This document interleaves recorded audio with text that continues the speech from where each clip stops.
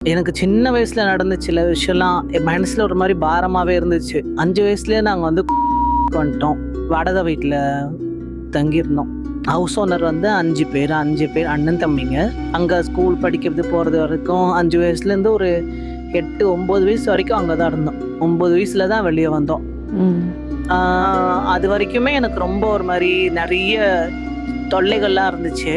ம். அதெல்லாம் அந்த வயசுல எனக்கு சொல்ல தெரியல. ம்.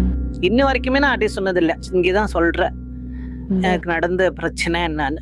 இங்க ஓனர் கொஞ்சம் எங்களுக்கு கொஞ்சம் தொல்லை கொடுத்துட்டு இருந்தாங்க. அப்ப தெரியல. அது 5 வயசு 6 வயசுலயா நமக்கு என்ன தெரியும்? விளையாடுறதுக்கு பொம்மை அந்த மாதிரிலாம் வாங்கி கொடுத்துட்டு அங்க கூட்டு போறது அந்த மாதிரிலாம் ம். இருந்துச்சு. அப்போ ஒரு நாள் என்னாச்சு,